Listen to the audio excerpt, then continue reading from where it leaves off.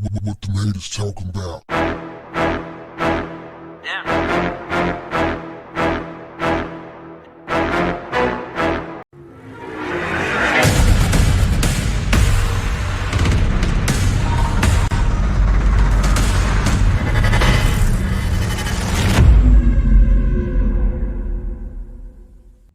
What's up, family? Wrestling Hall of Famer Booker T was recently on the GETO Boys Reloaded podcast, and we discussed a range of issues, including his infamous slip of the N-word during a WCW promo back in the 90s, where he was ranting about Hulk Hogan. He accidentally called Hulk the N-word. You could tell it was a slip because immediately after he said it, he grabbed his head and he was disgusted with himself. Now, this is one of the biggest moments in wrestling history, like in wrestling television history, because we had never heard anybody say anything like that on national television. After all of these years, I could tell that it still bothers him that he said that, although we don't look at it like as big of a deal. Book was saying that, hey man, it could have cost him his career. And this takes me to where I'm going with this particular video. Piggybacking on what Book said in the video, how one mistake could change the entire landscape of what you might become in your career. How just one mistake could change the whole landscape of your life. I want y'all to check out the video, leave your comments, and I'll come back with mine. I want it to be different.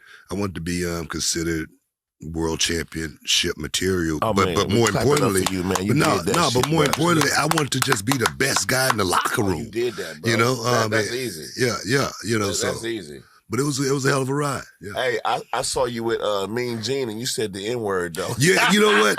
That's being that's how much of a fan I am, though, bro. I'm a fan, bro. That's being from the hood, man, and being caught up and totally the moment, because everybody know where I was from. Everybody knew I had been to prison. Everybody know I didn't grow up with a. And the thing is, I talked to those guys because I'm in a business where I'm the 1%. Okay, I'm the 1%. So for me, saying that, just to put it out there, me saying the N-word in front of that was just funny. But I like to but I like to educate on it. My peers had never heard me say the N-word. Holy cow! Before that or after that. Because that's just not where I took my work. So I felt like when I did that on television in front of the world, I let a lot of young black kids that looked up to me down, even though it became an anthem. But for me, there again, I teach my young people, you got to know how to change your levels. Just because you're in the hood don't mean that you got to act like you in the hood all the time. Mm-hmm. So for me, that moment, I had to catch myself, and it definitely was a moment that I educate to this day. It was fucking fire, and we knew it was an accident. We knew it was unintentional because, you stand up there with Mean Gene, man, you fired up. Imagine, though, if that was to happen in 2020, I would have lost my job. I'd have been fucked up. My whole, landscape of my career would have changed. Sure. So that's why I talk about. That's why I try to educate from this moment, because with young people, one mistake. That's all it takes to change the whole landscape of the way your life could have been. I remember when that first happened. The N-word on national television. Professional wrestler. Wrestling is supposed to be family entertainment. So for that to come out on national television, and the target, Hulk Hogan, who was one of the biggest stars in the game at the time, next to Booker T. That was big news. You could tell after all of these years, it still bothers him, which says a lot about his character, in my opinion.